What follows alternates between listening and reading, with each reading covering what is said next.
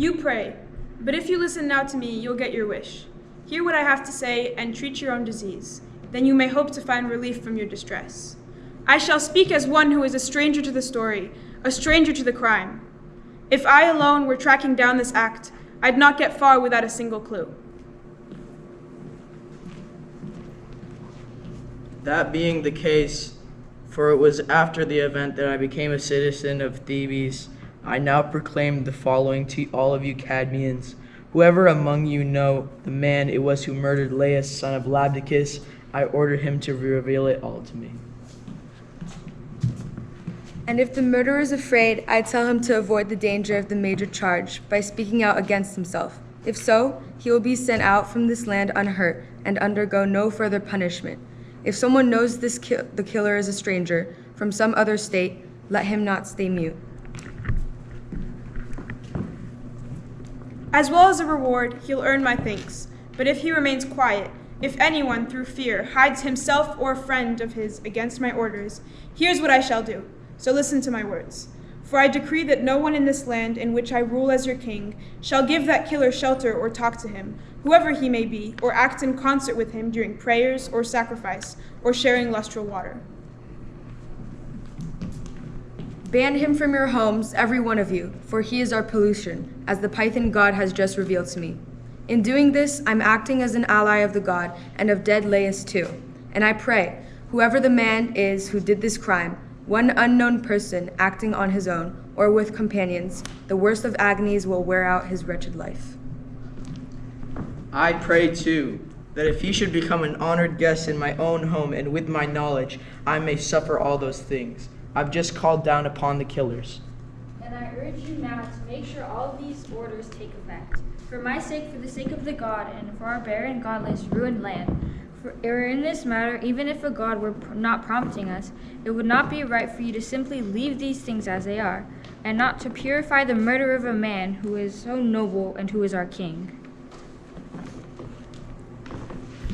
You should have looked into it, but now I possess the ruling power which Lyce held in earlier days.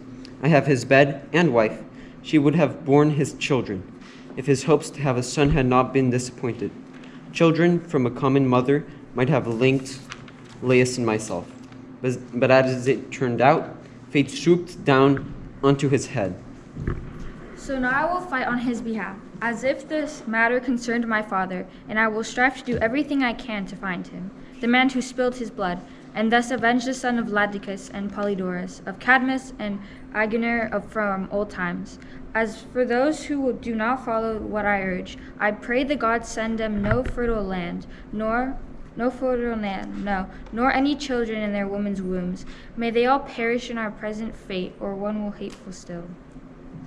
To you others, you Cadmeans who support my efforts, may justice, our ally, and all the gods attend on us with kindness always. My lord, since you extend your oath to me, I will say this. I am not the murderer, nor can I tell you who the killer is. As for what you're seeking, it's for Apollo, who launched this search, to state who did it. That is well said, but no man has power to force the gods to speak against their will. May I then suggest what seems to be the next best course of action? You may indeed, and if there is a third course, too, you don't hesitate to let me know. Our Lord Tiresias, I know, can see into things like Lord Apollo. From him, my king, a man investigating this, might as well find out the details of the crime. I've taken care of that. It's not something I can overlook. At Corinne's urging, I have dispatched 2 messengers to him and have been wondering for some time now why he has not come. Apart from that, there are rumors, but inconclusive ones from a long time ago. What kind of rumors? I'm looking into every story. It was said that Lyce was killed by a certain traveler.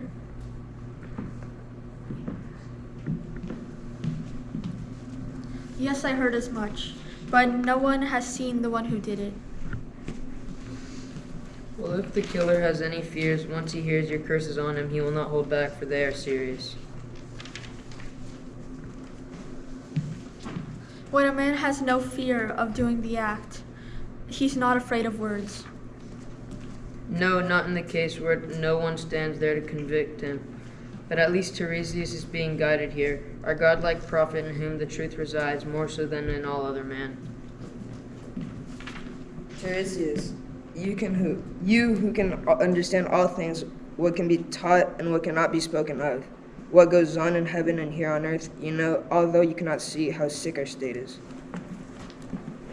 And so we find in you alone, great seer, our shield and savior. For Phoebus Apollo, in case you have not heard the news, has sent us an answer to our question. The only cure for this infecting pestilence is to find the men who murdered Lyce and kill them, or else expel them from this land as exiles. So do not withhold from us your prophecies, in voices of the birds or by some other means. Save the city and yourself. Rescue me. Deliver us from this pollution by the dead. We are in your hands. For a mortal man, the finest labor he can do is help with all his power to other human beings.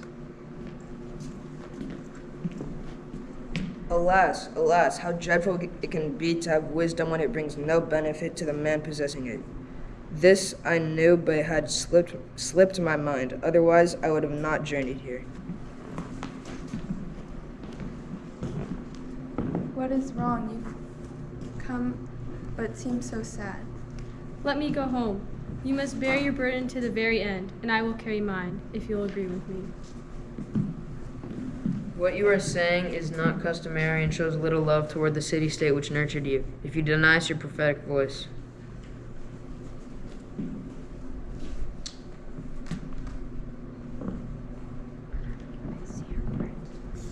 Is that so? Then I would ask you to stand by the very words which you yourself proclaimed, and from now on not speak to me or these men, for the accursed polluter of this land is you.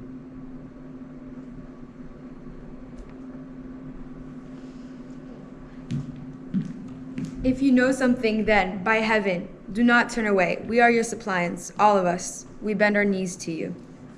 You are all ignorant. I will not reveal the troubling things inside me, which I can call your grief as well. What are you saying? Do you know and will not say? Do you intend to betray me and destroy the city?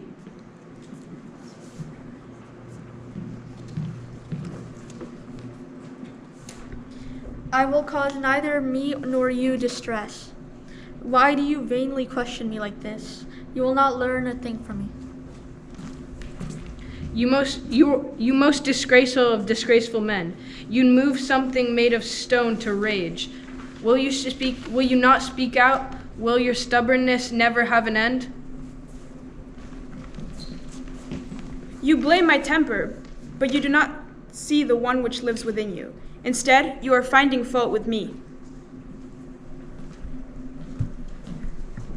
What man who listened to these words of yours would not be enraged? You insult the city. Yet events will still unfold for all my silence. Since they will come, you must inform me. I will say nothing more. Fume on about it if you wish, as fiercely as you can. I will in my anger, I will not conceal just what I make of this. You should know I get the feeling you conspired in the act and played your part as much as you could do, short of killing him with your own hands, if you could use your eyes. I would have said that you had done this work all by yourself. Is that so? Then I would ask you to stand by the very words which you yourself proclaimed, and from now on not speak to me or these men, for the accursed polluter of this land is you. You dare to utter shameful words like this? Do you think you can get away with it? I am getting away with it. The truth within me makes me strong. Who taught you this? It could not have been your own craft.